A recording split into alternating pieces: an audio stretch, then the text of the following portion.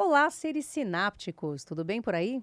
Eu sou a Marisa Fortes e está começando mais um Sinapticamente com ideias inspiradoras de gente do bem que fazem as nossas sinapses se iluminarem. Ela é economista com mais de 20 anos de experiência no mercado financeiro, nos ajuda a entender como tomamos as nossas decisões financeiras. Ela é a mulher do dinheiro. Mas olha só, por trás de tudo isso tem uma pessoa ávida por conhecimento e uma pessoa que está lançando um livro importantíssimo que se chama Conflito de Interesses no Limite da Ética. Será que somos sempre éticos? Como a gente pensa sobre um conflito de interesse? Será que a gente percebe quando a gente está conflitado ali? Quem vai falar sobre isso e muito mais? Esqueci de dizer, ela é mãe de duas meninas lindas, Marina e Beatriz. Falei Isso corretamente? aí. Pois é, nós vamos conversar com Patrícia Palomo, maravilhosa. Tudo bem, Obrigada. querida? Tudo bom, Má? Tudo Obrigada. bem. E eu tô sabendo, agora fiquei sabendo, que nós estamos comemorando porque você recebeu uma premiação, foi isso? Foi isso, eu fui indicada como uma das 200 pessoas mais influentes na área de finanças e fintechs no Brasil. Uau, isso é uma honra, Muito. especialmente porque, nossa, esse negócio de fintech, finanças, né, nunca esteve tão em voga, as pessoas falam sobre isso, acho que saiu inclusive de um mundo muito pequeno e caiu na boca do povo, É, né? Todo mundo que está interessado em saber o que fazer com dinheiro em tempos tão bicudos. isso. E é uma revolução tecnológica no mercado financeiro, né? Então, fiquei bem feliz, bem contente com essa nomeação. E além, né, obviamente, o que você fez com isso, né, com essa experiência toda, tem também o lado palestrante.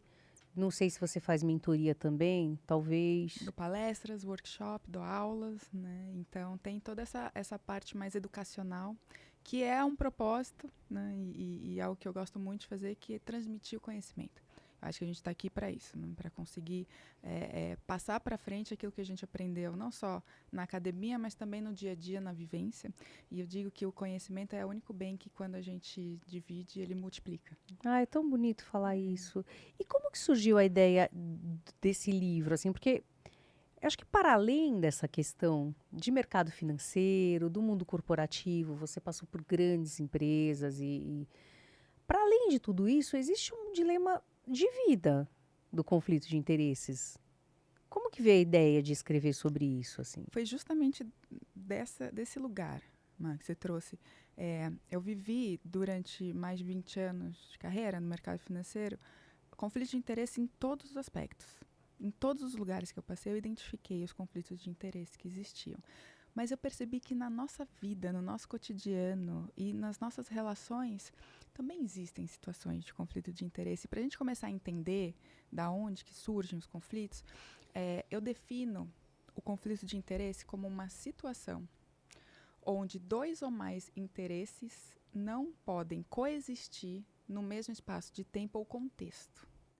E quando isso acontece, a gente sai dessa visão de conflitos de interesses, que é entre pessoas, indivíduos, e passa a olhar uma situação como interesses conflitantes. Por que isso é importante? Porque toda vez na minha vida profissional, na minha vida pessoal, que eu abordava alguém com uma necessidade de conversar sobre algum conflito de interesse, a resposta que eu tinha, a reação que eu tinha era sempre muito ruim da pessoa. Era uma reação, era uma postura muito reativa, como se eu estivesse acusando, né, como se eu estivesse insinuando que a pessoa estaria agindo sem ética, que a pessoa estaria agindo de forma errada, né, de forma a tentar prejudicar. E não é sobre isso. Isso não tem a ver com conflito de interesses. O que eu percebi ao longo desse tempo é que as pessoas se vestem desse manto de ética para evitar conversas difíceis, evitar falar sobre o que realmente está na mesa,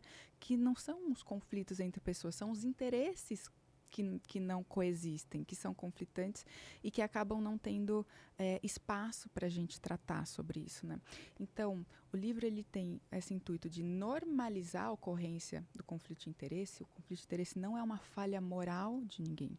Ela é um contexto, é uma situação que existe e que você tem incentivos gerando ali, forçando uma situação que talvez leve a resultados que a gente não quer. Então, é normalizar e impessoalizar os conflitos de interesse. E se a gente tira do indivíduo, a gente tem um espaço para poder conversar sobre isso, porque daí eu não estou acusando de uma falha moral, não estou acusando de falta de ética, eu estou só dizendo que existe aqui um contexto onde os interesses eles não vão poder acontecer ao mesmo tempo. É muito interessante você trazer isso, porque você está quebrando um paradigma. Percebe? Porque quando a gente fala em conflito de interesses, automaticamente a gente pensa que vai ter um algoz ali, que é um ser antiético, e que ele está promovendo isso intencionalmente. Mas é um pouco default isso, percebe? Exato. Não, em todas as políticas de gestão de conflitos de interesse das empresas, a definição do conflito de interesse é a parte dessa bipolaridade do indivíduo colaborador, tendo interesses que contrapõem os interesses da empresa. Então, a gente define ele como sendo pessoalizado, e não é. Quer um exemplo? Eu quero muito, porque assim, vamos entender que aqui tem um público também que é mais leigo, que Sim. talvez não compreenda dentro da linguagem corporativa, ou que seja da linguagem corporativa, mas que não tem essa especificidade de conhecimento que você tem. Tá Então, bom. conta um exemplo dentro da corporação, como é que é Eu isso? vou trazer um exemplo do nosso dia a dia para que fique claro como é essa situação de interesses diferentes que não coexistem. Conta. Então, imagina só, um casal na sua casa assistindo a final de um campeonato De futebol. vôlei. Pode ser de vôlei. Mas imagina de futebol, que eu acho que talvez as pessoas se conectem mais com essa situação. Aham. E aí, uma pessoa do casal torce, talvez, para o Palmeiras, vamos colocar assim. A outra pessoa do casal torce para o Corinthians. Nossa, E a mulher. final seja justamente Palmeiras e Corinthians, tá bom? Se a gente olhar do ponto de vista dos interesses de cada um, quem torce para o Palmeiras vai querer que o Palmeiras seja campeão. Quem torce para o Corinthians vai querer que o Corinthians seja campeão. Veja, são interesses diferentes, distintos. E eu te pergunto, eles podem coexistir nessa mesma situação? Cara, eu acho muito difícil. E aí, Na minha cabeça, eles nem casados seriam. é uma relação que precisa de cuidado, porque Muito. tem um conflito de interesse importante aqui. Isso não quer dizer que uma ou outra parte seja antiética. Não tem a ver com falha moral. É uma situação onde os interesses conflitam. Uhum. Imagina no cinema. Você combina com uma turma. Vamos ao cinema. Chega lá no cinema, uma parte da turma quer assistir o suspense, outra parte da turma quer assistir a comédia. Dá para assistir 2 filmes ao mesmo tempo? Né, não dá. Então, essas situações de interesses que conflitam, onde a gente não consegue coexistir no mesmo momento, ela faz parte do nosso dia a dia. É o tempo todo. Tá? Só que a gente não olha dessa forma. A gente não tem o cuidado de entender qual que é o interesse de um, o interesse do outro, e como que a gente vai construir processos decisórios que alinhem. Mas alinhem o quê? Alinhamento não é acabar com o conflito de interesse, porque eles não dá para acabar. Como é que eu vou acabar com o interesse entre um casal que torce para times diferentes? Eu vou fazer a cabeça da pessoa para trocar de time? Eu preciso respeitar a individualidade de cada um. É genuíno o interesse. As pessoas têm interesse e é genuíno ter interesses. Uhum. Como é que a gente faz? A gente mitiga os resultados ruins dos conflitos de interesse. É isso que a gente faz quando a gente alinha. A gente mitiga os resultados. E como é que a gente chega na construção desses resultados? Eu estou dizendo para vocês que o problema é entre interesses que conflitam. Por que eles conflitam? Porque o interesse ele vai gerar um incentivo. O incentivo é um vetor de força que define uma ação, e a ação do indivíduo gera um resultado. Isso eu chamo de quarteto do alinhamento. São esses 4 elementos que a gente precisa olhar quando a gente está tratando de um conflito. Então, eu tenho interesse que gera um incentivo, que gera uma ação que leva a um resultado. Um exemplo corporativo. Uma empresa tem um interesse de maximizar o lucro, que é super genuíno. Toda empresa busca isso. Maximizar o lucro me gera incentivos. Eu vou ter um incentivo de aumentar a receita, simplificando, né? E um incentivo de reduzir custos, vamos simplificar. Esse incentivo vai levar a quais ações? Para aumentar a receita, talvez eu desenvolva uma campanha comercial, faça uma promoção. Para reduzir custos, talvez eu revise alguns contratos de fornecedores, veja o que consigo fazer, né, Manda a gente embora. de cortes. E isso vai levar a resultado. Quais resultados a gente quer evitar? Talvez eu não queira mandar a gente embora. Talvez eu não queira prejudicar um fornecedor meu. Talvez eu não queira fazer uma promoção que canibalize um outro produto meu. Então, quando a gente constrói esse leque de interesses, incentivos, ações e resultados, eu chego numa região de resultado que eu não quero, que é o que eu chamo de resultado adverso. A gente não quer esses resultados. Então, como é que eu olho o meu processo decisório para evitar chegar nessa região e proteger a empresa, proteger os interesses dos indivíduos ali relacionados, os stakeholders relacionados à empresa, são os fornecedores, os colaboradores, os sócios, os acionistas. Como é que a gente cria esse espectro todo de análise para mitigar esses resultados que a gente não coloca? E a gente coloca em políticas, a gente coloca em matriz de risco, a gente consegue materializar tudo isso para que isso não fique só ali na percepção. Porque você tem uma percepção, todo mundo tem essa percepção, mas por que isso não está realmente mapeado? Por que isso não está documentado, transparente para as pessoas? Isso evitaria muitos problemas se tivesse. Então aí você construiu um método para que isso possa vir à tona ou se tornar mais claro para as pessoas. Exatamente. Entendi. O método está no livro. Está no livro. Eu apresento essa construção e dou exemplos, né, para a gente tangibilizar no livro.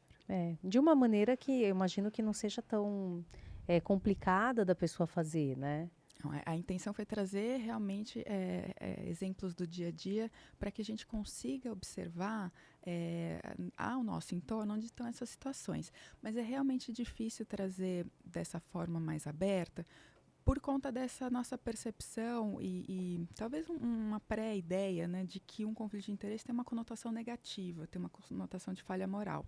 Então, para ajudar nessa tangibilização, todo começo de capítulo eu trago um trecho de um filme, do diálogo de um filme, e sugiro que a pessoa assista aquele filme. Olha que legal. Que são filmes que envolvem conflitos de interesse. Dá um exemplo, assim. A gente tem Erin Brockovich, a gente tem dos gigantes. Então, tem áreas da saúde, área do esporte, área corporativa, tem entre família, né? Eu busquei filmes que trouxessem os dilemas e os conflitos de interesse em diferentes Bem contextos. diversos, né? Bem pelo que você está diversos. contando. Para que cada um, dentro da sua realidade, se conectasse de formas diferentes. Então, eu tento apresentar situações que as pessoas consigam se identificar e trazer para si esse filtro, essa lente, né? De como enxergar as situações por esse prisma. Agora, me conta uma coisa. Quando foi a primeira vez que você se deu conta de que existia um troço chamado conflito de interesses e que você ficou meio perdida ou vendida ali naquela situação? Eu vivi na pele. Então eu quero ver o parquinho pegar fogo, eu quero ver barraco. Eu vivi na pele. Foi uma situação no começo da minha carreira, ali no início dos anos 2000, estava tendo um boom imobiliário, talvez você se recorde disso, em São Paulo. E eu tinha acabado de começar no mercado financeiro, ali estava primeiro bônus, aquela coisa. Eu quis comprar um apartamento, dar entrada num apartamento, financiar tudo isso. E comecei a ir nesses estandes de lançamento, né, das imobiliárias, né, que é bastante comum. E num desses estandes, o corretor de imóveis me apresentou uma tese de investimentos. Né? O que ele me disse? Assim, olha, por que você não investe na planta? Né? Então, como é que funciona isso? Você compra o imóvel na planta, a gente parcela, né? Então faz todo o fluxo de pagamentos bem espaçado, né? Bem baixinho no começo, semestral, anual. Então você desembolsa pouco recurso. E o que estava acontecendo naquela época? Os lançamentos eles eram vendidos muito rápidos, né? Então, às vezes no mesmo dia, às vezes demorava 1, 2 semanas, mas era muito rápido. Então, você compra e daí a gente coloca aqui já para revenda. E toda semana, quase toda semana, o preço dos imóveis, eles eram reajustados. Só que aí o reajuste era em cima do valor total do imóvel, imagina, que vai crescendo rápido. E aí ia ser esse retorno em cima do pouco que eu ia investir para comprar. Então eles iam revender o meu imóvel. Nossa, Então cara. aquela coisa, comprar andar alto, face norte. E fazia muito sentido a tese, né? Então construtora boa, né? Segura. E Falei, você é olha, uma economista, né? Então economista, você fiz tinha conta esse. ali, o retorno, em quanto tempo ali que o pessoal indicou. Ah, bacana, vou testar. E aconteceu que começou ali a passar o tempo, 1 mês, 2 meses, e não chegava a nenhuma proposta. Não tinha nada de concreto ali de oferta de compra. Aí começou a chegar a primeira semestral, Hum, paguei, né? E chamava lá o pessoal da corretora, né? Corretora imobiliária. Mas e aí, como é que tá? Não, tá indo, já vai aparecer, você vai ver, já vendeu tudo, não tem mais andar alto, o teu final ali já não tem mais, fica tranquila. Só que não vinha, passou lá 8, 9 meses, estava chegando a anual, que aí era uma porrada, que eu falei, pô, peraí, né? mas O você que já que ia tá guardando acontecendo? dinheiro em todo caso, né? Não, eu tinha, tá? Aquela, Ah, aquela mas fase que de morar medo, ainda né? com pai e mãe, não ter despesa, né? Sim, Então tinha, mas conseguia, mas não era o planejado, né? Falei, mas o que é. está acontecendo? Aí sabe o que eu fiz, Marisa? Eu fui até o stand de venda. E fui assim, a paisana, né? Cheguei lá, como é que tá? Eu queria andar alto. Ah, a gente tem esse aqui. Não, queria mais alto. Não, mais alto não tem. É o que a gente tem para vender até aqui. Não, mas tem o da Patrícia, Paloma, minha amiga. Falei, mas não tem revenda? Não tem. Aqui a gente vende. Olha a frase, aqui a gente está oferecendo o que está no espelho oficial da construtora, da incorporadora. Aquilo foi um soco no estômago, né? Falei, bom, não era isso que estava combinado. Mas o que eu entendi ali, Marisa? Quem é que bancava aquela estrutura, aquele stand? Era a construtora, era a incorporadora, era quem estava ali vendendo as unidades que ainda não tinham sido vendidas. O incentivo que os indivíduos que estavam trabalhando ali era vender as unidades que ainda eram, né, da incorporadora. Não tinha o incentivo da venda de quem já tinha vendido o imóvel. Porque ali eles já tinham vendido, eles não iam ganhar nada com a revenda. E aí, o que eu percebi? Que o interesse de quem estava ali era vendendo os imóveis era diferente do meu interesse. Não estava batendo. Não estava alinhado. E se ele não tinha um interesse igual ao meu, o interesse que ia prevalecer era o dele, porque ele tinha um poder econômico ali. Ele que tinha um incentivo financeiro para as pessoas. Eu perdi dinheiro. Eu senti na pele. Foi duro, assim. Mas eu aprendi. E a partir desse ponto eu me tornei uma excelente analista de investimento. Porque daí eu percebi que não é só o contrato que manda. Não são só as garantias. Você tem que entender como é que vai ser o dia a dia da operação, o que cada um vai ganhar com isso. Porque se você tem várias pessoas, várias instâncias atuando, cada uma vai ter um interesse. E para dar certo o negócio, esses interesses eles têm que estar alinhados, eles têm que estar olhando pelo menos para a mesma direção. Podem ser diferentes, mas eles não podem um atrapalhar o outro, Ou como estava nesse seja, caso. ou seja, se naquela vez que você foi no stand de vendas, que aquele vendedor espertinho te apresentou isso, você tivesse uma noção disso que você está falando, você teria olhado e falado, mas fulano, escuta, se chegar um aqui para comprar um que não é de ninguém e comprar o meu, você vai vender o meu? Que Exatamente. vantagem Maria vai levar nessa? Exatamente. Eu não mapeei os interesses Interessante. envolvidos, eu não mapeei os incentivos que ele ia ter, eu não mapeei quais iam ser as ações e os resultados. E o resultado foi O resultado foi trolha. Mas aprendi trolha. muito, muito aprendizado. E isso foi me ajudando a construir. Lógico que eu não saí desse episódio já com toda essa construção montada. Isso foi sendo feito aí ao longo desses mais de 20 anos que eu vivi essas situações no dia a dia. Mas cada uma delas foi me trazendo Mas uma espera aí, porque a contribuição. minha cabeça de jornalista barra psicóloga não aguenta ficar sem o fim da história. No fim, você vendeu, você ficou, você morou, o que aconteceu? No fim, eu destratei. Eu procurei a corretora, eu falei que a venda sendo feita foi uma venda enganosa. Eu mostrei que eu tinha, né, ali trocas de mensagens, e-mails, tudo aquilo. A gente fez um distrato, né? Então eu consegui recuperar uma parte do recurso que eu tinha investido, mas perdi a parte que era a remuneração das comissões, tudo isso eles não devolveram. Então eu minimizei as perdas, mas eu perdi. A minha sorte é que era começo de carreira, eu tinha investido pouco ainda, né? Mas eu tive a perda financeira. Mas para ti não valia a pena ficar com o imóvel assim mesmo e seguir pagando Eles até o não iam fim. vender meu imóvel. Eles não tinham esse incentivo. Eu ia ter que eu fazer por mim mesma. E eu não sabia vender imóvel. Não é a sua praia. Não era assim. Mas entendi que nesse momento foi melhor estancar. Do que bancar até o Isso. fim, e talvez até ir morar lá, sei lá. É. Entendi. Foi isso. Mas um aprendizado ficou. E me ajudou na construção, né? Acho que ali foi o primeiro contato direto, assim, na pele. Obviamente, eu tive outras situações antes que eu não tinha noção, né? Acho que uma situação muito comum nas famílias é a relação entre irmãos.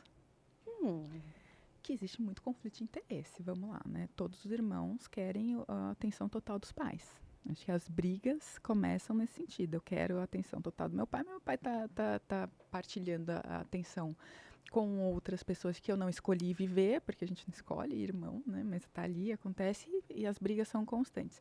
Mas tem uma situação muito, muito comum e que exemplifica bem o quarteto do interesse, essa metodologia, que é dividir comida, né? Então, imagina lá que a gente tem um sanduíche para dividir entre dois irmãos. O que você acha que acontece, Má, quando tem essa situação? eu acho que é melhor do que dividir em 3. Mas em 2 também é metadinha para cada um e tá tudo bem, né? Você, a sua composição familiar são 3 irmãos, é Não, isso? é porque eu fiquei imaginando, bom, em 2 até que vai. Agora imagina 3, 4, né? Dá também. É a mesma lógica de construção de processo decisório. A gente Aham. vai chegar lá, vou te explicar. Mas o que acontece? Você falou metade para cada um. É. Esse é o cenário ideal, certo? Uma parte igual É o para cada um. justo, né? É o justo. Agora, imagine que tem um irmão mais velho e um irmão mais novo. O que cada um quer para si?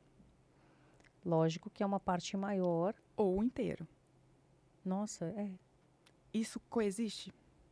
Então, são interesses que não coexistem e a gente tem um conflito de interesse aqui, uma situação de conflito de interesse entre irmãos para dividir.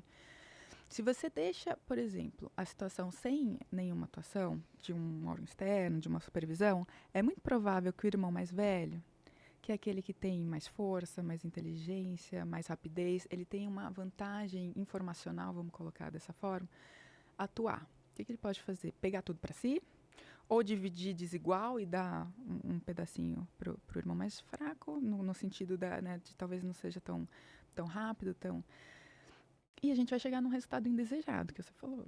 Eu É preferia injusto, que né? fosse mais equilibrado. Então, veja, um conflito de interesse pode levar a um resultado adverso, a gente não quer. Como é que a gente atua para que esse processo decisório chegue num resultado melhor? A gente muda o poder de força ali entre as partes. Eu estou usando alguns termos, mas só para a gente ir entendendo o que são esses termos. E eu aqui só me perguntando se você era mais velho ou mais nova. Eu sou do meio, por isso que eu te falo que Eita, pega. em três também funciona. Mas então a gente reequilibra esse poder informacional fazendo o quê? Dividindo o processo em duas partes. Primeiro, vai ser uma das partes, vai repartir o sanduíche. A outra parte vai escolher. De que ordem?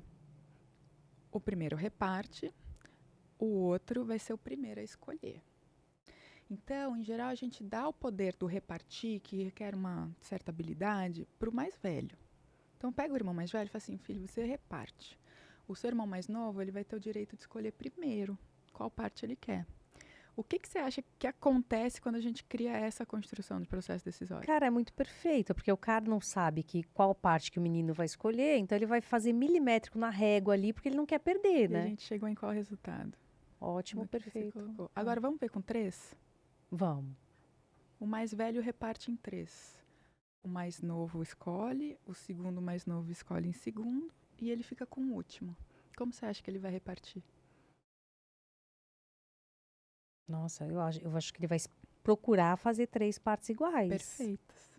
né? Então você cria amarras, você cria um processo decisório que o resultado fique mais alinhado com aquilo que a gente quer. O conflito de interesse não deixou de existir. Então, o teu olho vai ser no resultado. É isso. Nesse conjunto de resultados que a gente desenha, aonde que a gente quer chegar e como é que eu desenho um processo decisório, né? Então, etapas, É uma estratégia estratégia para poder lidar E a gente pode fazer isso para tudo. com a malandragem alheia, né? Porque, gente, esse povo tá nó em pingo d'água, né, meu bem? A gente se antecipa a isso, né? Então, a gente coloca essa lente de que existem interesses diferentes que podem me levar para um resultado que eu não desejo. Tá? Como é que eu me antecipo a isso? Eu preciso analisar. Pera, porque tá me vindo uma ideiazinha aqui que é o seguinte: esse processo é tão legal, mas é tão legal porque ele não deslegitima o desejo do outro. É legítimo que eu queira o sanduíche todo para mim. Super Não sou boba. Né? Você conhece tem um ditado que é engraçadinho que meu avô falava assim: quem parte e reparte não fica com a melhor parte, ou é bobo ou não tem arte. Olha que eu não bonitinho, conhecia que esse, gracinha. né? Uhum. Então é isso, quer dizer, você não está tirando a legitimidade do desejo do outro, mas você está mostrando que esse desejo, nessa situação, não é aplicável, porque vai prejudicar uma outra pessoa. Essa construção que eu estou te apresentando, Marisa, ela só é válida para quem realmente valoriza as relações. Ah, isso é importante.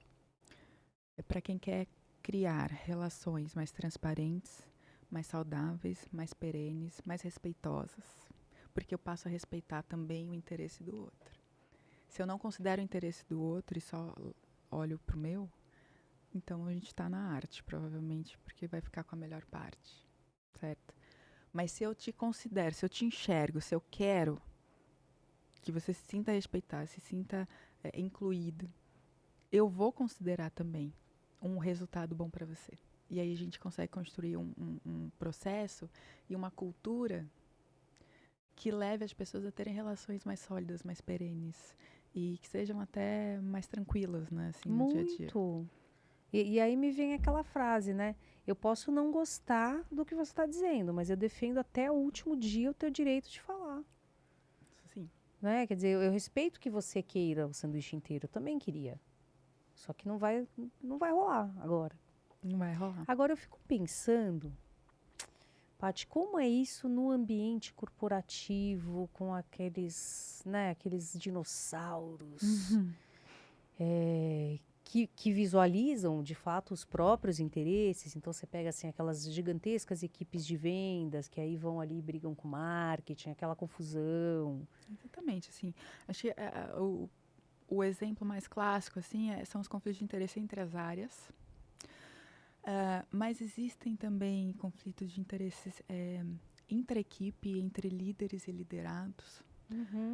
A gente consegue observar também conflitos de interesse na alta governança entre o conselho e a diretoria executiva, por exemplo. Você tem conflitos de interesse dentro da política de remuneração. Dá para entender também os conflitos de interesse nas políticas de contratação de fornecedores. Os conflitos de interesse, eles estão no nosso dia a dia e em praticamente todas as situações. Alguns são mais críticos que os outros. Se quando eu desenho esse conjunto de resultados a partir de um conflito que eu identifiquei, e os resultados adversos, eles não são tão significativos, eu não preciso gastar tempo ou energia para tentar mitigá-los. Eu vou olhar aqueles que são críticos para a operação, né? Aqueles que realmente aumentam meu turnover. Aqueles que levam a decisões de curto prazo e penalizam a empresa no médio e longo prazo. A gente viu isso acontecer com as lojas americanas, por exemplo.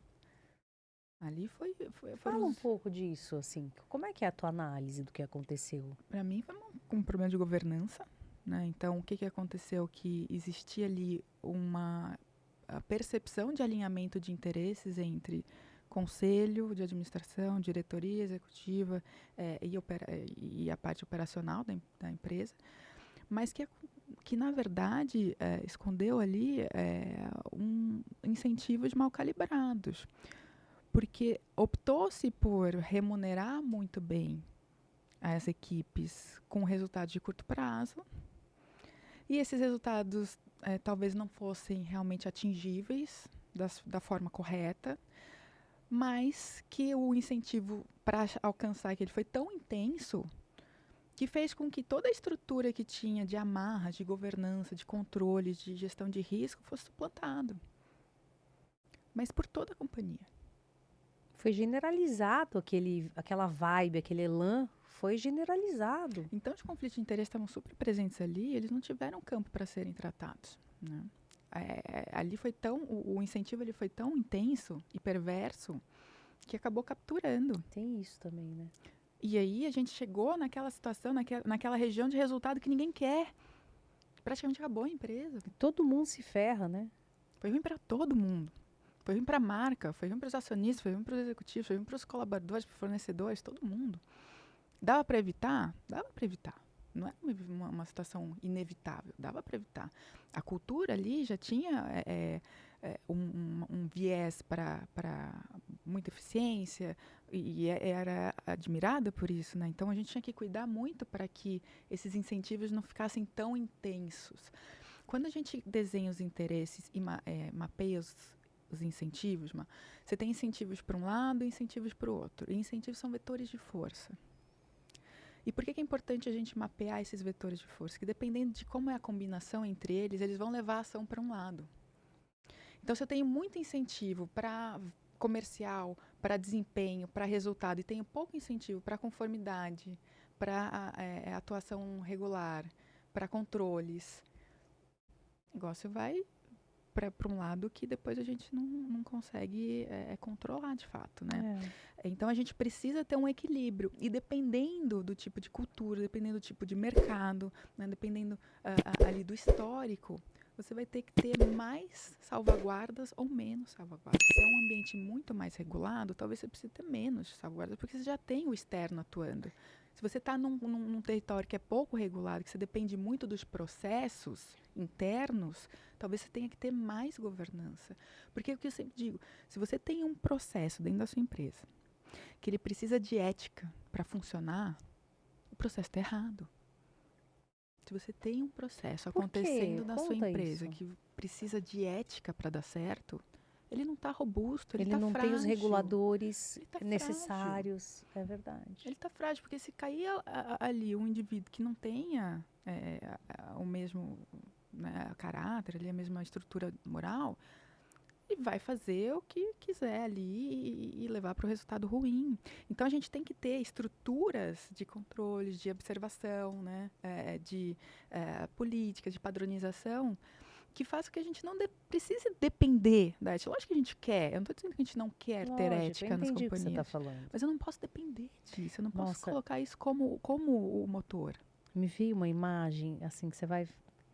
Olha isso, né? O limite da ética. Porque eu fiquei pensando, tá, entendi conflito de interesse, beleza. Agora, no limite da ética, eu fiquei pensando, como é que dá para desenvolver esse negócio da Patrícia num lugar em que a própria pessoa vota o próprio salário, né? Porque se você transpõe isso aqui pro painel político, né, pro cenário da política, desconstrói totalmente a possibilidade de qualquer método, porque a coisa já está errada na fonte de se, né?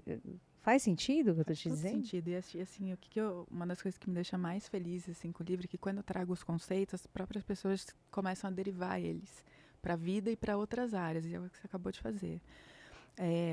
E faz todo sentido. Se você tem ali uma estrutura de poder e de tomar de decisão, onde a própria pessoa define o próprio salário, os próprios benefícios, é lógico que tem alguma coisa errada. O que a gente vai esperar de resultado disso?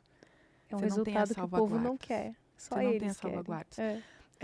Assim, no meu ponto de vista, acho que hoje o que eu simplificaria, assim, sintetizaria o que eu acredito no campo político, no campo público, é que os interesses individuais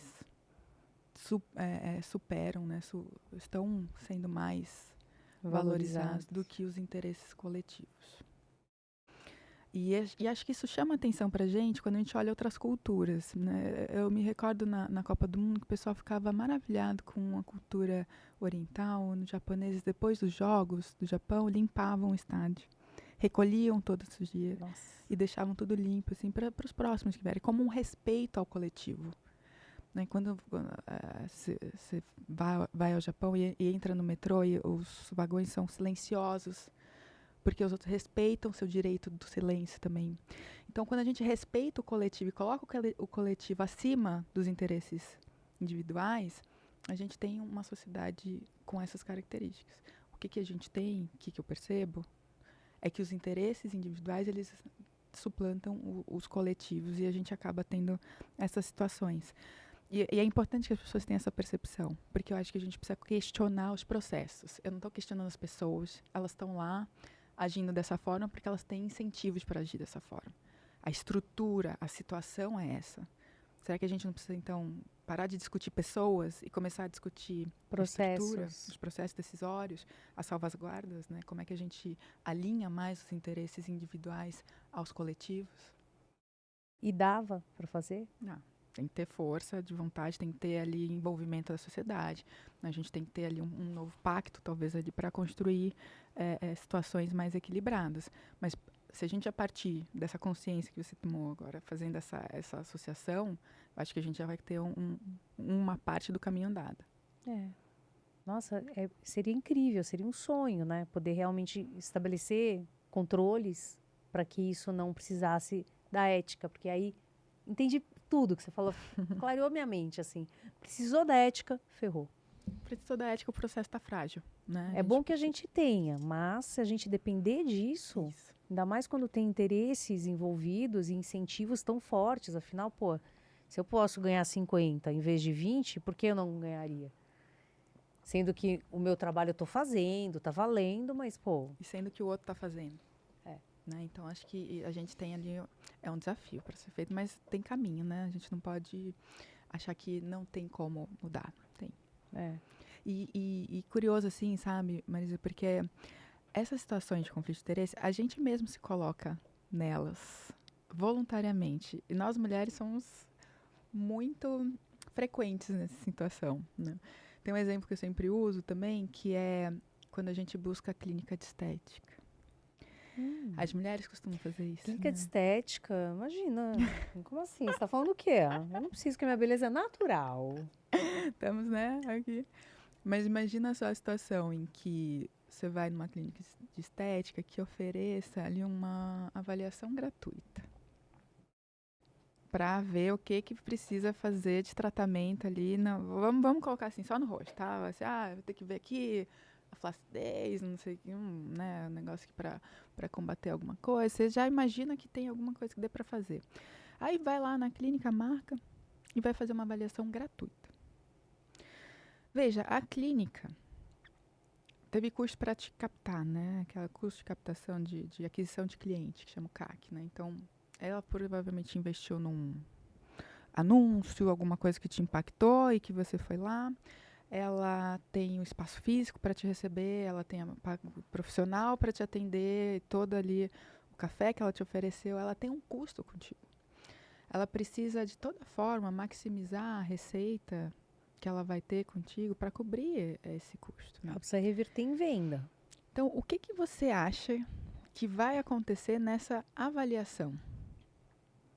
Eu acho que ela vai achar pelo em ovo. Ela vai achar tudo que você precisa fazer.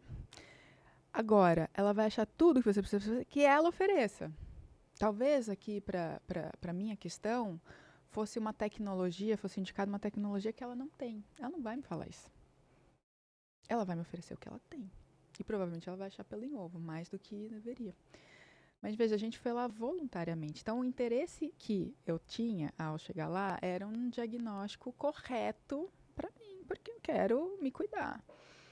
O interesse que a clínica tinha ao me atrair ali não necessariamente é o diagnóstico correto. Lógico que ela tem o interesse do resultado em si do meu tratamento, mas aqueles que ela tem para oferecer. Esses interesses, eles não são exatamente compatíveis, alinhados. Né? E a gente faz isso o tempo todo. Agora, como é que eu corrijo isso? Dificilmente eu consigo corrigir a situação dessa forma como ela está montada, porque os interesses estão muito claros ali. Agora, se eu realmente quero uma avaliação, um diagnóstico preciso do que eu preciso fazer, né, o que é indicado para mim, eu não vou numa avaliação gratuita.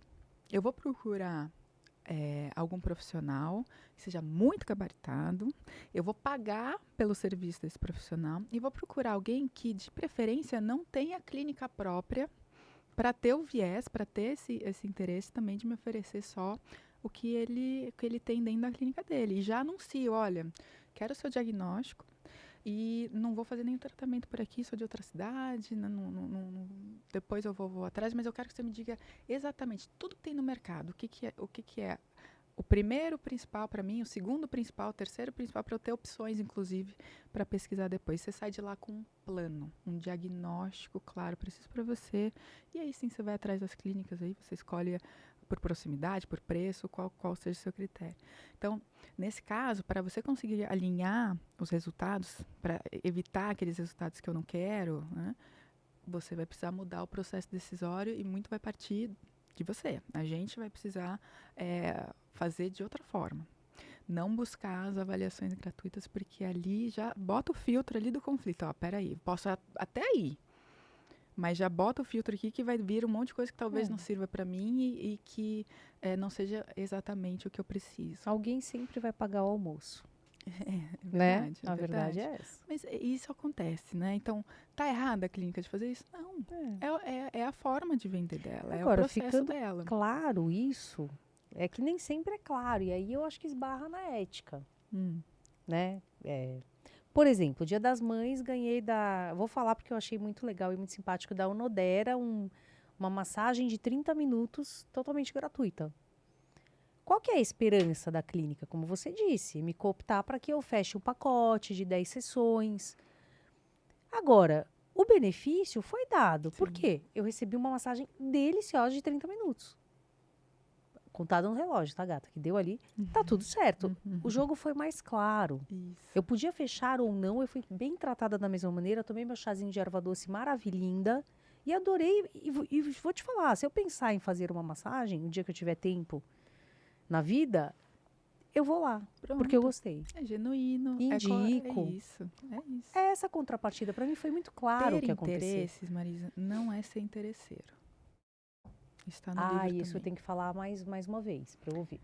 Ter interesse não quer dizer ser interesseiro. Ter interesse é genuíno. Todo mundo tem, né? Todo mundo tem, é o que nos move, é o que nos motiva e tá tudo certo. Por isso que eu quero normalizar os conflitos de interesse. Todo mundo tem. A gente não tem que ir para esse lado de julgamento. A única coisa que a gente tem que ter é um cuidado. É essa lente que eu falo, é esse filtro da gente entender que existem interesses que estão em jogo, que muitas vezes eles são ocultos, eles não estão tão transparentes. E que eles podem nos levar numa região de resultado que talvez a gente não queira. Mas tá tudo certo, cada um toca a sua vida, seu interesse, tá genuíno. Você quer todo o sanduíche para você. Você é ótima professora, sabia? Sabe por quê que eu vou falar isso? Porque eu já fiquei pensando nessa coisa da Unodera, qual foi o resultado? O resultado foi ótimo para mim. Então, valeu. Agora, não sei se foi ótimo para elas. Acho que sim, porque eu já indiquei algumas pessoas. Pronto. Então, né, eu acho que pensar nisso que você traz, nesse método, né? Qual é o interesse e depois vem incentivo, a ação e o resultado. Dá para pensar a vida, assim. A vida, exatamente. Né? Eu quero comprar uma pizza boa. O cara da pizzaria Pompeia. Você pede lá? Não conheço. Não conhece. É ótimo. Então, Pompeia quer me vender uma pizza boa porque ele quer. Eu sou cliente dele há anos. E dá tudo certo. O nosso resultado é maravilhoso, o preço é justo e tá tudo bem.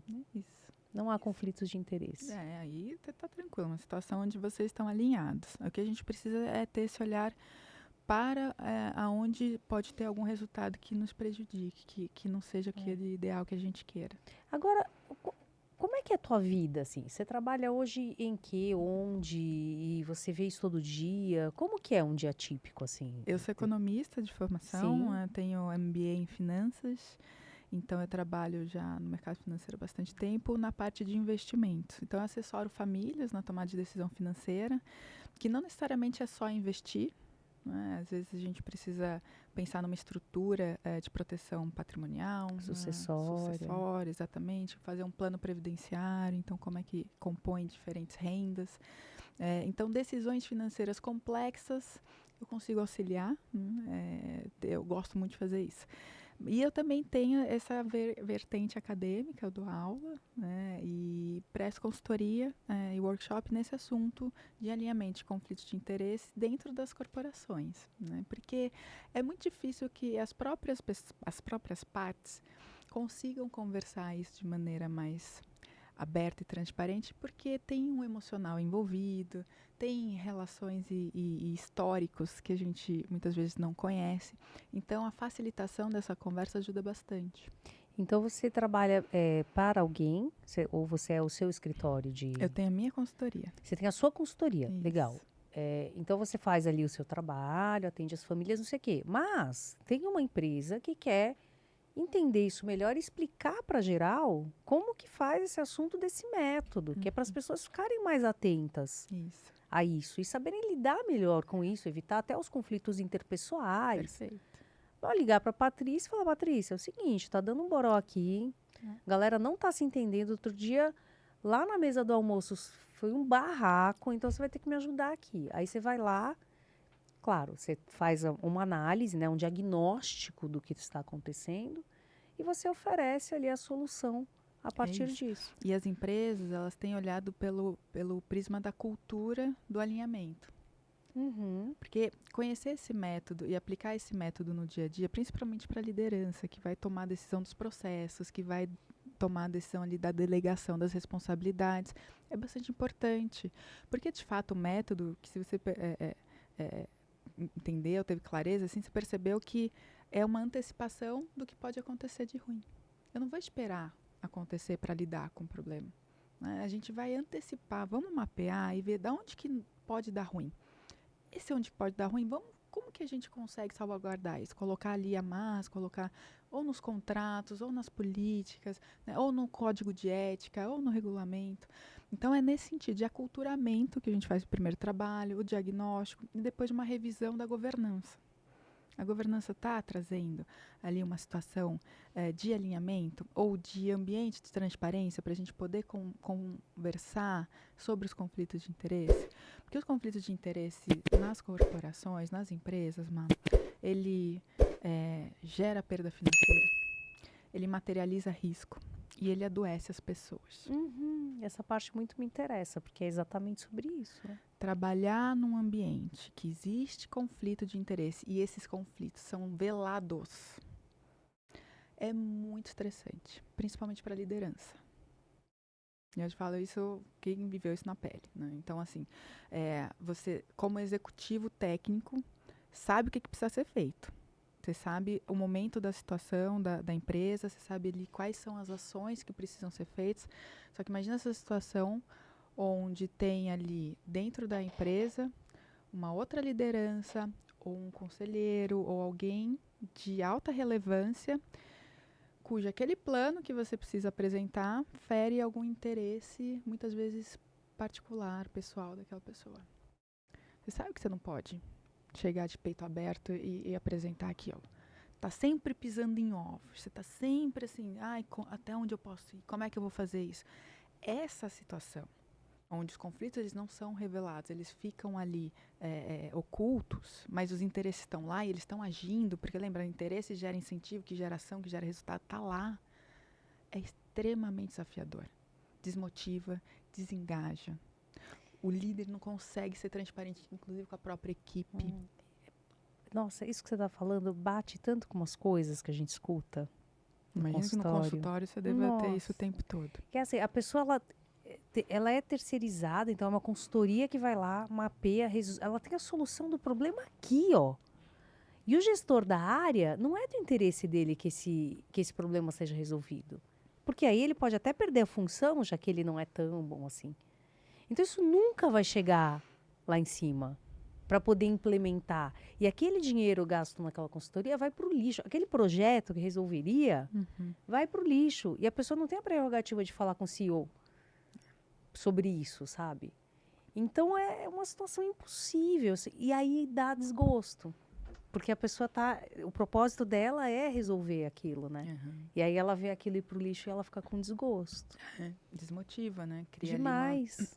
E quem está de fora não vai entender por que aquele líder que era tão ali, cativante, fazia tão o dia a dia corretamente, assim, por que foi embora? É. Por que a gente perdeu pessoas chaves da companhia? Né? É, esse assunto toca muito gente, toca muito gestão de pessoas, toca muito compliance, toca muito controle, gestão de riscos, porque se eu não mapeio os interesses e os incentivos, eu tô com um flanco aberto aqui daqueles resultados adversos que a gente não mapeou, que pode acontecer, pode materializar e pode levar a empresa para um lugar que a gente não quer levar, as pessoas para um lugar que a gente não quer levar. Então, como é que eu me antecipo para mitigar isso? Que nem, por exemplo, quer ver um outro exemplo que eu acho bárbaro, assim? Como que é possível, né? Quando você vai calibrar promoção, bônus, essas coisas, não pode ser todo mundo ótimo. Então você vai ter ali as linhas de corte, mas o cara aqui do final, sempre vai ter que ter um que é o menos. E o cara pode ter sido ótimo, maravilhoso, mas ele nunca vai se igualar ao penúltimo. Ele sempre vai ficar ali, porque a métrica favorece que seja assim. Por questões de conflitos de interesse. Não tem lugar para todo mundo, na gerência ou na... Né? Então, ter esse arcabouço, ele dá mais ferramenta para quem toma decisão, para quem está observando, para quem precisa, né, azeitar essas relações, criar o ambiente, criar a cultura. É importante a gente falar, né, e trazer isso, pelo menos para ficar transparente para as pessoas, para que elas entendam, existem, a situação assim é normal que exista, isso não está indicando falha moral de ninguém. A gente pode até pensar em canais para conseguir ter ali comunicação sobre isso de forma segura, para que as pessoas possam falar sobre isso sem se sentir ameaçadas. Sabe uma outra coisa que você comentou, né, das questões de promoção, mas a contratação, ela também é muito sensível a conflito de interesse, porque principalmente no mercado financeiro, que você tem também ali bastante atuação, é natural que as contratações ocorram por indicações. E a indicação, ela já vem carregada com uma relação que pode trazer interesse. É verdade. E então, se a gente começa uma relação profissional que já tenha interesses, às vezes de relações pessoais, às vezes de relações passadas profissionais, como é que vai ser, então, o olhar para esse profissional que veio indicado de um outro profissional que eu não tenho nenhuma outra relação prévia? É óbvio, né? Então, aí as equipes sentem isso nas políticas de promoção, nas chances, nas oportunidades, nos feedbacks. Isso está lá. Não tô trazendo nenhuma novidade, está lá. Eu só estou revelando aquilo que talvez ninguém fale dessa forma. Né? Mas de uma maneira respeitosa e trazendo aqui propositivamente uma forma da gente conversar isso abertamente e construtivamente, positivamente. Como que a gente melhora? Porque acho que é uma evolução mesmo do ser humano, da gente como pessoa profissional, buscar relações cada vez mais transparentes, perenes, né, mais equilibradas, né, como você fala. Assim. E agora me vem exatamente o que a gente falou lá no começo. Da pessoa não achar que você está chamando ela de antiética, ou de horrorosa, horrorenta. Não. Lógico que a gente quer que o amiguinho venha trabalhar com a gente, tentando entendeu? contra a índole de alguém, não tem nada a ver sobre isso. Qualquer pessoa, dentro de uma situação conflitada, ela vai estar sujeita àqueles incentivos. Não importa se é a Marisa, a Patrícia, a Maria, o José, quem é que está ali. Porque são os vetores de incentivos que vão determinar as ações. Né? Sabe aquele ditado que é a ocasião que faz o ladrão? Super. É sobre isso. Né? Então, é essa estrutura, é o situacional. Não é a índole, não é moral, não é o caráter. Lógico que essas coisas são importantes, estou dizendo que não são. Mas não depende disso para existir um conflito de interesse. E aí, assim, bom, 20 anos de experiência no mercado financeiro, outros tantos nessa ideia, né, que você gestou e criou a partir de uma observação. Aí você chega na empresa que te contratou para analisar isso tudo. Eu imagino que para você seja muito fácil bater o olho e falar: ah, tá. Já entendi. Como é que é depois do ah, tá, já entendi que é assim? Você ter a conversa, então, com o gestor, você precisa ter muita arte na área da CNV, né, da comunicação não violenta, de você poder explicar para que a pessoa deixe você entrar e fazer o que você tem que fazer, né? Eu acho que essa minha forma, né, esse meu jeito assim mais que fala tranquilo, fala baixo, fala, né, calmo. Eu acho que isso ajuda nessa abordagem, de forma respeitosa. Eu acho que a forma também de colocar a situação como a gente quer melhorar. Então, a gente quer um objetivo melhor para todo mundo. Eu não estou aqui para prejudicar ninguém. É lógico que a gente precisa trazer de uma forma mais propositiva, mais positiva. Mas isso que você falou, assim, quando a gente treina o olhar, é o tempo todo, assim. Eu brinquei aquele menininho do sexto sentido. Eu vejo conflitos em tudo, sabe? Porque acaba ficando tão nítido. Mas é bom, porque daí eu não julgo a pessoa. Eu tiro da pessoa. Eu julgo a situação. Pô, essa situação não tá legal. Eu vou me expor a ela? Não, talvez não. E Eu aí já sei, fica mais fácil eu sair dos lugares. Isso para as pessoas vai ser transformador. Se você consegue ter esse filtro, esse olhar, e você percebe uma situação que ela não bate com os teus interesses, ela não se alinha com os teus valores, aí estamos dando um pouquinho de interesse para valor, mas vale a análise, eu me retiro de lá. Eu me antecipo. Eu não vou ganhar estando lá. Então eu me retiro. E me retiro bem. Eu me retiro tranquila, como uma decisão minha, pensada, avaliada. E tá tudo certo. Toca em vida. Você já fez isso, hein? Várias vezes. Tô ligada. Várias Eu tô vezes. achando, E porque, isso traz pra gente uma paz, se eu te falar assim, paz, sabe? Eu desejo isso para as pessoas. Eu acho que é um poder que a gente desenvolve de síntese das situações. E eu não fico chateada com as pessoas. Tá tudo certo, gente. Assim, eu sei, cada um tem o seu interesse. Eu não conheço o background, não conheço o que aquela pessoa está vivendo. Posso julgar isso. O que eu posso julgar é que aquela situação não se adequa para mim naquele momento. E eu acho que isso ajuda você até a ser uma mãe melhor, né? Fico pensando nas menininhas em casa, aí você tem que mediar aqueles conflitos, aí pegou minha maquiagem, devolveu, e não quero, É quero. o tempo todo, é o tempo Né? todo. Não Pra mim, ajuda? o ensaio geral é em casa, assim, o tempo todo. Assim. Eu tenho duas que têm uma diferença de 3 anos e que é briga o tempo todo, assim, é uma disputa de atenção, de coisas, né? E ajuda bastante a desenvolver novas ferramentas. Então, eu tento ali o tempo todo estar alinhando as duas, sabe? Se uma briga, duas não assistem a TV, que é uma das coisas, o que assistir na TV, né? Lá, tela em casa é TV. Então, é a briga de qual programa, cada uma quer assistir Mas aí você obriga elas a negociarem. É isso aí, vocês cheguem aí num acordo, qual que vai ser o primeiro, por quanto tempo, e se brigar, desliga a TV, ninguém assiste nada. Então, força elas a negociarem e chegarem a um acordo. Eu associo coisas que elas querem com coisas que elas não querem pra gente também conseguir ter melhores decisões. Por exemplo, quando elas entram no carro, elas querem escolher a música. E aí é a briga para quem vai escolher primeiro, qual música, cada um gosta de uma. E aí fica aquela guerra. E quando chega em casa também, a hora do banho. Uma vai primeiro, depois Mas, a meu amor, outra. peraí, calma. Esse negócio de música é o seguinte: bota Shawn Mendes que não tem É erro. isso, aí todo mundo gosta. Não, foi uma brincadeira, e aí? Mas o que eu faço? Assim, tá bom. Quem escolher primeiro a música, vai tomar banho primeiro. Mulher! E aí fica aquela coisa assim, tá bom, eu topo tomar banho primeiro porque eu vou ter o direito de escolher a música. E aí alinha.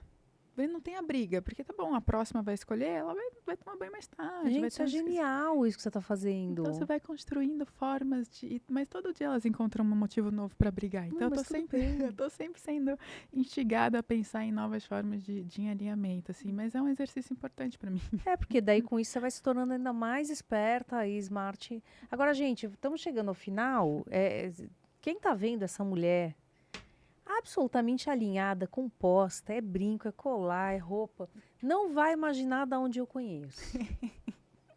Vou deixar você a honra de contar de onde eu Aquela coisa conheço. suada, né? Toda desconjuntada, correndo para lá e para cá. Né? A Marisa é minha super levantadora aqui do mesmo time de vôlei, né, Mar? Jogamos vôlei juntas e essa aqui joga muito maravilhosa. Gostoso, Né? Você joga bem pra caramba, hein? Obrigada, não, a Caramba. gente joga. Acho que o time todo ali tem uma sinergia muito bacana, né? Do Notre Damas, né? Um beijo, Notre Damas, meninas Beijo, todas. meninas incríveis. E é isso, né? De que maneira dá pra gente levar, então, pro vôlei essa lógica? Né? Porque você vê, nós temos interesses, todo mundo tem quer o mesmo resultado, quer ganhar, né? Quer conseguir se aprimorar, conseguir melhorar, ter um excelente relacionamento no time, que não é fácil, muita mulher junto, confusão. Você tocou num ponto, assim, eu acho que o esporte, falar só do vôlei, assim, mas o esporte como um todo, ele é uma ótima escola. Ela é uma ótima situação. Lembra que a gente fala do conflito, são situações onde a gente tem, talvez, potenciais conflitos de interesse, pessoas diferentes, que pensam diferentes, que jogam em posições diferentes, mas que se alinham por um propósito. Então, assim, isso eu acho que é a beleza, né? Que é a sinergia. Quando a gente soma das partes, ela resulta mais do que as partes individualmente. Então, o esporte eu recomendo para todo mundo. E eu gosto do coletivo, né? Não só o esporte Também. individual, porque aí é auto performance. Que acabam, os executivos acabam buscando muito performance individual, né, por conta ali até do perfil, mas eu sempre recomendo de fazer esporte coletivo. Nossa, eu vou indicando para todo mundo, todos esse level que eu atendo, eu falo, ó, pode buscar alguém para você jogar basquete, vôlei, fute, resolve. Isso. E assim, tô com o ombro lascado, aquela coisa de lesão, mas não abro mão, porque é importante a gente conseguir encaixar as querências dos outros dentro de um contexto de grupo. É esse olhar onde a gente quer que a soma das partes seja maior do que as partes individualmente. Então, muitas vezes a gente tem que ceder. Talvez não jogar na posição que de fato gostaria, né? Talvez ficar fora num jogo que gostaria de jogar, mas pelo todo. Né? Então, acho que essa construção de time ela é importante para a gente trazer para a nossa vida, para as nossas relações, né? Seja ali com uma família direta, né? Com esposa, filhos, seja com pai, mãe, irmãos, seja com amigos. Né? Acho que ensina muito. Esporte, para mim, foi uma grande escola. Pratiquei desde criança assim, vários esportes. E o vôlei hoje, nessa fase adulta, ele tem mais um contexto assim, de socialização e de tirar os problemas da cabeça. É aquele momento onde eu tô lá, é um mindfulness para mim que eu não lembro de filha, eu não lembro da reunião, eu não lembro de nada. Eu tô lá super focada e me relaxa de uma forma, eu saio de lá feliz, porque adoro vocês, assim. Eu fiquei tão feliz de ser acolhida pelo grupo, que é algo que tem muito valor hoje em dia, né? É difícil a gente ter essas situações. E bota as filhas na escola e tudo, e não imagina que vai reverter uma coisa tão boa, Gostoso, né, né? como essa, porque é um grupo de mães, né? Então, as mães das crianças, ou tias, enfim, quem tem alguma criança na escola acaba tendo aí essa possibilidade, né, dessa sororidade também, que é tão importante. É isso mesmo, Né, exatamente. pessoas mais ou menos com o mesmo estilo de vida, os mesmos dilemas, os mesmos problemas. Uhum. E é uma comunidade muito rica mesmo. Isso aí. A gente Tá bom. aprende muito, né? Então, eu vou pedir a você que faça uma coisa muito maravilhosa que você já sabe, que você viu o programa, que é deixar para as pessoas uma mensagem. Então, para as pessoas que querem aprender mais sobre isso, ou que querem entender as suas vidas sob esse pano de fundo, né, desse método que você construiu. Então, uma mensagem de incentivo, de encorajamento para todo mundo. Se você é uma pessoa que valoriza suas relações, que quer construir relações mais transparentes, mais perenes, mais saudáveis, o prisma da ótica de conflitos de interesse vai te ajudar nesse caminho. E eu te convido a conhecer, né, o conteúdo do livro Conflito de Interesses no Limite da Ética, que vai ser lançado agora em outubro, que traz essa vivência, e eu gostaria muito que pudesse contribuir um pouquinho com a vida das pessoas nesse sentido, de trazer mais abertura nas conversas, e menos brigas, menos realmente ali situações que poderiam ser evitadas se a gente se antecipasse. Pois é, pessoal. Então, ó, no dia 25 de outubro, na Livraria Travessa do Shopping Vila Lobos, aqui em São Paulo. Mas depois também, com certeza, vai achar na Amazon, em tudo que é lugar. Esse livro maravilhoso que tem muito a ensinar, não só para quem está, né, no meio, nas corporações, nas empresas e tudo, mas para quem está na vida, não é? Isso aí. Eu acho que é sobre isso, assim. Nasceu os conflitos de interesse, já Pois é. começa a existir. E você tem um Insta, as pessoas te acham no... Tem o Insta, que é @patipalomo, P-A-T-I, Palomo. E no LinkedIn, Patrícia Palomo também. Eu costumo postar bastante por lá. Pode ser encontrada. Me né? acompanhem por lá. Vou deixar na descrição do vídeo. Então, nossa, foi um prazer ter Eu você adorei. aqui. Foi uma maravilha. Espero que você tenha gostado. Muito bom. que tenha sido pertinente, né? As perguntas de quem não entende muito do tema, mas que adorou te receber e com certeza eu tô saindo mais sabida daqui hoje. Que bom. Não, eu adorei a conversa, o clima, assim, acho que você deixa tudo muito leve, né, muito bacana. Espero que quem nos acompanha aqui também tenha saído com um pouquinho mais, né, dessa questão, desse entendimento. O que fica para mim é assim, atente aos conflitos de interesse, né, sem julgar, né, porque as pessoas têm interesse, tá tudo bem ter interesse, mas assim, percebe qual o resultado que você quer. Isso. Como é que está esse alinhamento? Né? E o incentivo? Então, analisar a ação, analisar esses 4 pilares, Isso. a gente aprende e eu acho que eu Pra adorei. vida. Que Pra bom. vida. Que Obrigada. bom. Obrigada a você, querida. Foi muito bom. É isso aí, terminamos mais um Sinapticamente. Muito obrigada pela sua presença até aqui. Foi muito bom contar com você, com a sua parceria, com a sua audiência. E lembra, cuida de você. Um beijão e até a próxima.